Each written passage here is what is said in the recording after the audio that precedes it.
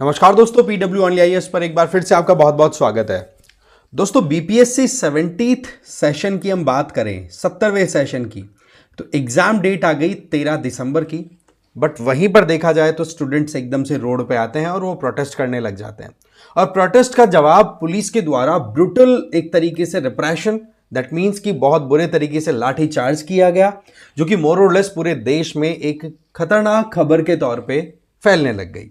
तो यहां पर सवाल यह आता है कि आज तक BPSC, Bihar public service commission के अंदर जितनी भी वैकेंसीज आई है, उनमें सबसे ज्यादा वैकेंसीज के लिए एग्जाम होने वाली थी, लगभग 2035 पोस्ट्स के लिए। तो ये अपने आप में बहुत बड़ा फिगर है। तो इस 70th कंबाइंड कॉम्पिटिटिव एग्जाम को लेकर के ये प्रोटेस्ट क्यों? इसके पीछे सबसे बड़ा जो कल्प्रिट या सबसे बड़ा प्रॉब्लम जो बताया जा रहा है वो है नॉर्मलाइजेशन। अभी हमने कुछ महीने पहले, या प्रोबेबली मैं 1 महीने पहले की बात करूं, तब यूपी में भी इसी तरीके का प्रोटेस्ट देखने को मिला था। तो ऐसे में बिहार पब्लिक सर्विस कमीशन की तरफ से एक बात क्लियर कर दी गई है। सबसे पहली चीज तो ये, वहां पर नोटिफिकेशन रिलीज किया गया बीपीएससी के द्वारा कि अभी सोशल मीडिया के ऊपर कुछ रूमर्स चल रही हैं। ये देखो, सोशल मीडिया पे मिसलीडिंग इंफॉर्मेशन, मिस इंफॉर्मेशन का तो एक कॉमन ट्रेंड हो चुका है। तो बीपीएससी चेयरमैन की तरफ से ये बात कही गई कि देखो, हमारी तरफ से जो नोटिफिकेशन हमने रिलीज किया उसमें नॉर्मलाइजेशन के बारे में कोई प्रोविजन हमने डाला ही नहीं है। तो स्टूडेंट्स कैसे इस तरीके से भड़क गए। वहीं पर स्टूडेंट्स की तरफ से जो बातचीत आई वो ये कि अभी रिसेंट टाइम में बीपीएससी के जो चेयरमैन हैं उनकी मीटिंग होती है पटना बेस्ड कुछ कोचिंग इंस्टीट्यूशंस के जो फैकल्टीज हैं, या फिर कोचिंग इंस्टीट्यूशन के जो आप कह सकते हो ऑर्गेनाइजर्स हैं, उनके द्वारा मीटिंग होती है। और उसमें ये टारगेट किया गया कि नॉर्मलाइजेशन के प्रोसेस को इंप्लीमेंट किया जाए, और वो भी बड़े वेग मैनर के अंदर। इसका मतलब ट्रांसपेरेंसी बिल्कुल भी नहीं हो और स्टूडेंट्स के स्कोर के साथ छेड़छाड़ी की जाए। तो ऐसे में स्टूडेंट्स के पास बीच में ये बात जैसे ही फैली तो स्टूडेंट आ गए रोड पे कि भाई इस तरीके से आप हमारी मेहनत के ऊपर पानी कैसे फेर सकते हो। वैसे ही बीपीएससी चेयरपर्सन के पास में ये बात गई तो उन्होंने कहा कि ये प्रोटेस्ट बिल्कुल अनवारंटेड था, नॉर्मलाइजेशन है ही नहीं इस एग्जाम में, क्यों स्टूडेंट्स इस तरीके से रोड पे उतरे हुए हैं। बट हमारे लिए यहां पर जानना जरूरी है, ये नॉर्मलाइजेशन है क्या, किस तरीके से ये इतना बड़ा बवाल क्रिएट कर सकता है। वैसे मैं आपको बता दूं, इसके अंदर सिंपल सा एक क्या है कि जब आप कोई भी एग्जाम मल्टीपल शिफ्ट्स में कंडक्ट कराते हो, मल्टीपल सिटिंग्स के अंदर कंडक्ट कराते हो, तो उस टाइम पर एग्जाम के लिए आपका जो क्वेश्चन पेपर होता है वो भी होगा डिफरेंट। तो हो सकता है कि शिफ्ट 1 वाला जो पेपर है वो थोड़ा डिफिकल्ट हो, और वहां पर जो हाईएस्ट स्कोर गेन करने वाला है उसका स्कोर, हाईएस्ट स्कोरर जो है उसका स्कोर शिफ्ट 2 वाला जो पेपर देगा, क्योंकि पेपर आपका थोड़ा सा डिफिकल्टी लेवल उसका कम है, तो उसका हाईएस्ट स्कोर जो है वो आपको हल्का सा ज्यादा मिल जाए, क्योंकि पेपर इजी है। तो ऐसे में दोनों को आप कैसे एक लेवल प्लेइंग फील्ड पे लेकर के आओगे, क्योंकि पहला पेपर जिसने दिया, जिसका पेपर थोड़ा डिफिकल्ट था, तो वहां पर हाईएस्ट स्कोर आपके वहां पर गेन हुए लगभग 100, क्योंकि डिफिकल्ट था। वहीं पर दूसरा पेपर जिसने दिया उसको स्कोर हो गया मान लो 110। अब आपको एग्जाम का फाइनल रिजल्ट जब देना है तो ये जो डिफरेंट शिफ्ट के अंदर अलग अलग स्टूडेंट्स बैठे हैं उनका सबका कंबाइंड रिजल्ट निकालना है, तब आपको कुछ ना कुछ मैथमेटिकल फॉर्मूलाज पे रिलाई करना पड़ता है, और उसी प्रोसेस को हम बोल देते हैं नॉर्मलाइजेशन, राइट। इसका मतलब यह हो गया कि जिसके 110 स्कोर आ गया, वहां पर 100 वाला बंदा कितना पीछे चला गया, अगर उसको ऐसे के ऐसे स्कोर रिजल्ट डिक्लेयर कर दिया जाए। तो ऐसे में किया क्या जाता है कि भाई यहां पर नॉर्मलाइजेशन, आपने देखा होगा कुछ एग्जाम्स के अंदर परसेंटाइल निकलता है, उसमें क्या होता है, सिंपल सा प्रोसेस है कि अलग अलग शिफ्ट के लिए आप स्कोर लेवल पे लेकर के आ जाओ। उसका तरीका क्या होता है, सिंपल फॉर्मूला हमें अप्लाई करना होता है। यहां पर आप देखिए, यहां पर कितने कैंडिडेट्स ऐसे हैं, मान लो कि शिफ्ट 1 की हम बात कर रहे हैं यहां पर, तो शिफ्ट 1 वाले कितने कैंडिडेट्स खड़े हुए हैं। सबसे पहले तो आपको यह पता होना चाहिए टोटल फिगर कितना है। यह भी बताऊंगा कि क्यों नॉर्मलाइजेशन की तरफ जाने की कई बार नौबत आती है, वो हम अच्छे से समझेंगे इस बात को, ठीक है। बट एक बार नॉर्मलाइजेशन के प्रोसेस को थोड़ा क्लियर कर लेते हैं। तो टोटल स्टूडेंट्स किसी एक शिफ्ट के अंदर कितने बैठे हैं, एक तो आपके पास में ये नंबर होना चाहिए। दूसरा ये कि जो हाईएस्ट स्कोर जिस बंदे ने स्कोर किया है, जैसे हम फर्स्ट शिफ्ट की बात करें तो 100 नंबर किया ना स्कोर, तो 100 से कम स्कोर करने वाले बंदों की संख्या कितनी है। That means number of candidates who have scored less than your marks. Your का मतलब जो टॉप रैंकर, हम उसकी बात कर रहे हैं फिलहाल, ठीक है।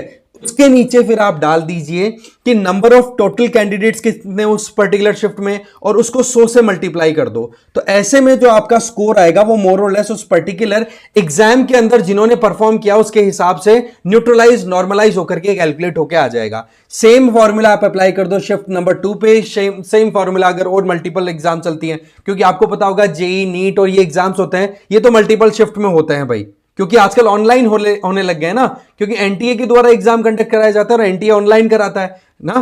तो ऐसे में उनके पास में नंबर ऑफ सेंटर्स कम हो जाते हैं, स्टूडेंट्स हैं वो एग्जाम देने वाले बहुत ज्यादा होते हैं, तो फिर वो मल्टीपल शिफ्ट की तरफ जाना एक अपने आप में मजबूरी हो जाती है।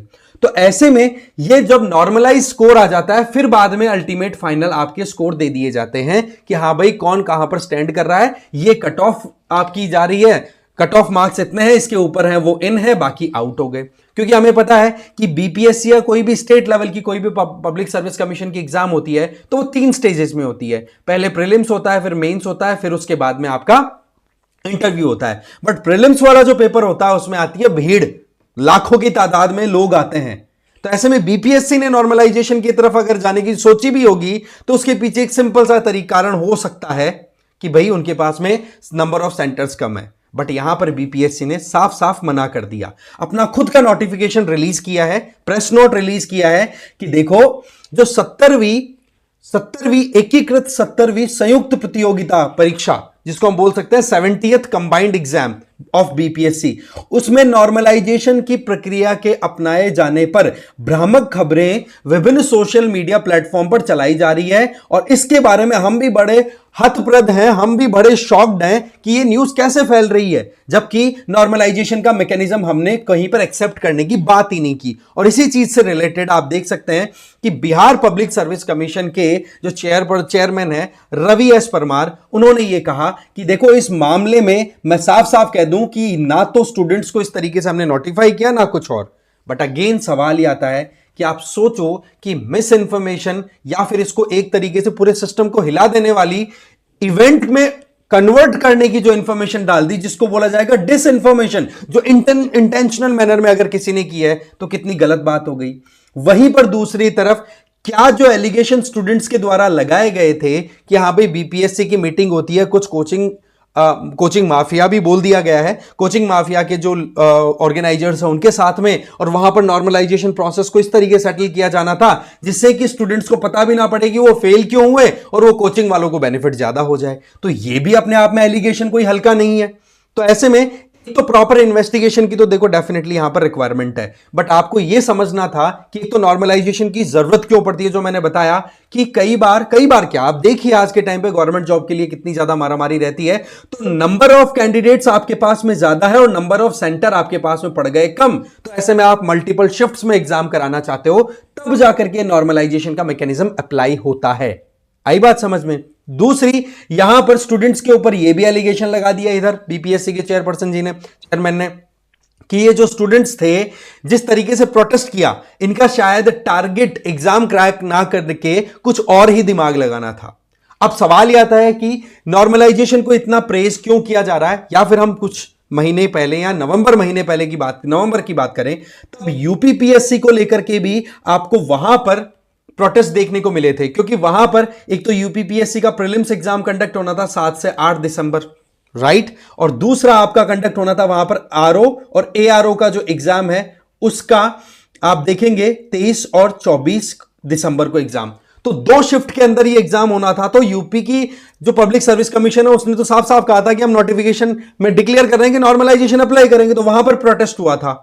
यहां पर तो इन्होंने ऐसा कुछ कहा भी नहीं कि भाई हमारी तरफ से तो हमने प्रेस रिलीज भी कर रखा है। तो स्टूडेंट्स को यह समझना होगा कि बीपीएससी के तहत जो एग्जाम हो रही है अभी कंबाइंड एग्जाम, उसके अंदर कोई भी नॉर्मलाइजेशन के ऊपर एप्लीकेशन नहीं जा रही है, राइट। और दूसरा, यूपी में जब गया था तो उसमें जबरदस्त प्रोटेस्ट हुआ था, वो हमने ऑलरेडी देख ही लिया, राइट। अब यहां पर मुद्दा यह आता है कि यहां पर स्टूडेंट्स को क्या कोई नुकसान होगा या क्या यहां पर स्टूडेंट्स के लिए कुछ है, क्योंकि 13 तारीख की तो आ गई, 13 दिसंबर तो बिल्कुल नजदीक आ गई। तो यहां पर एक तो स्टूडेंट्स की डिमांड ये आ रही है कि सर्वर डाउन चल रहा था, इसकी वजह से हमने फॉर्म फिल नहीं किया, तो लाखों स्टूडेंट्स का या एस्पिरेंट्स का तो फॉर्म ही फाइल नहीं हुआ और एग्जाम एकदम सिर पे है। और सबसे बड़ी बात क्या आ रही है कि बीपीएससी ने एडमिट कार्ड्स भी रिलीज कर दिए हैं कि जिन लोगों ने टाइम पे फॉर्म फिल कर दिया था वो अपना एडमिट कार्ड लें, सेंटर डिफाइन करें, सेंटर पे पहुंचे, एग्जाम दे। और एग्जाम कैसे होगी, अगेन वही सिंपल प्रोसेस इन्होंने बता दिया कि एग्जाम होने का तरीका वही है कि एक बार में सिंगल शिफ्ट के अंदर ही एग्जाम होगा। मल्टीपल शिफ्ट वाला मामला बिल्कुल डिस्कार्ड कर दिया। दूसरा बोल दिया कि मल्टीपल चॉइस क्वेश्चन होंगे, हमें पता है एमसीक्यूज आते हैं, और उनके अंदर फिर सेट होंगे, set A B C D जैसे नॉर्मली हमारे एग्जाम में होता है, जो कि क्वेश्चन तो वो होंगे, बस क्वेश्चंस को जंबल अप कर दिया जाएगा, आगे पीछे उसका सीक्वेंस थोड़ा चेंज कर दिया जाएगा जिससे कि चीटिंग ना हो। दूसरी सबसे इंपॉर्टेंट चीज यहां पर कि यहां पर स्टूडेंट्स के लिए एक तरीके से ये जो एक होता है ना कि नोटिफिकेशन को टाइम पे पढ़ना, टाइम पे फॉर्म फिल करना, ये बड़ी इंपॉर्टेंट चीजें हैं। देखो जब भी कोई भी फॉर्म आता है ना, जब भी कोई भी नोटिफिकेशन डिक्लेयर होता है, तो आप लास्ट डेट की बात या लास्ट डेट का इंतजार कभी भी ना करें। ये तो बहुत ही ज्यादा जरूरी है। अब देखो एग्जाम चलो ठीक है कि नॉर्मलाइजेशन यहां पर एक्सेप्ट नहीं हुआ, मतलब नॉर्मलाइजेशन पे बीपीएससी नहीं जा रहा है, अगर जाता भी और उस केस में एग्जाम देना पड़ता हमें, तो उस केस के अंदर कम से कम हम ये तो नहीं होते ना कि आप एग्जाम देने के बारे से क्योंकि फॉर्म ही फिल नहीं किया। तो फॉर्म तो फिल करना सबसे पहला काम करना होता है। जब भी आप, सीधी बात है यार, अगर फॉर्म नहीं फिल करेंगे तो रेस में ही नहीं, रेस में आएंगे ना। अब रेस में ही नहीं आ रहे हैं तो फिर बाद में नॉर्मलाइजेशन लगे या ना लगे क्या फर्क पड़ा। रही बात नॉर्मलाइजेशन की, तो देखो स्टूडेंट्स के बारे में, स्टूडेंट्स की तरफ से जो बात उठाई जा रही है उस बात को बिल्कुल गंभीरता से लेने की जरूरत है कि भाई क्या इस तरीके से एक प्राइवेट इंस्टीट्यूशन को रन कराने वाले इंडिविजुअल्स का क्या कोई अलायंस हो सकता है। ये जस्ट एलिगेशन से, ये बड़ी इंटरेस्टिंग बात मैं आपको बता दूं, है ना, यहां पर कोई पुख्ता सबूत नहीं है, क्योंकि ये बात बिहार पब्लिक सर्विस कमीशन ने अपने नोटिफिकेशन में भी कहा है कि सोशल मीडिया पर र्यूमर चल रहा है ये कि नॉर्मलाइजेशन चलेगा, नॉर्मलाइजेशन चलेगा, ऐसा कुछ यहां पर दिखाई नहीं पड़ रहा है। अब सवाल यह आता है कि बीपीएससी के द्वारा उन लाखों स्टूडेंट्स के लिए क्या किया जाएगा जो फॉर्म फिल नहीं कर पाए। अब ये देखने वाली बात है, क्या अपडेट आता है आपको जरूर बताया जाएगा। अब आपसे मैं एक सवाल पूछना चाहूंगा कि बिहार पब्लिक सर्विस कमीशन को नॉर्मलाइजेशन का लेकर के प्रोटेस्ट हुआ, उसके पहले यूपीपीएससी में हुआ, इसके अलावा वहां आपको पता है ओल्ड राजेंद्र नगर के अंदर भी दिल्ली में हुआ था उस टाइम पे जब फ्लड्स की वजह से उन एस्पिरेंट्स की डेथ हो गई थी। तो प्रोटेस्ट हमारे यहां पर बहुत हो रहे हैं, राइट, और जेन्युइन कॉजेज भी हैं। बट मैं आप लोगों से ये जानना चाहूंगा कि ये जो पब्लिक सर्विस कमीशंस हैं इनके बारे में हमारे कॉन्स्टिट्यूशन के अंदर किन आर्टिकल्स के तहत इनका प्रोविजन किया हुआ है, आप इसके बारे में कमेंट जरूर करेंगे और आप अपनी राय जरूर लिखिए कमेंट बॉक्स में। आई होप आपको ये वीडियो अच्छा लगा होगा। इसी तरीके से इंटरेस्टिंग टॉपिक के साथ में एक बार फिर मिलेंगे। Thank you very much for watching this video.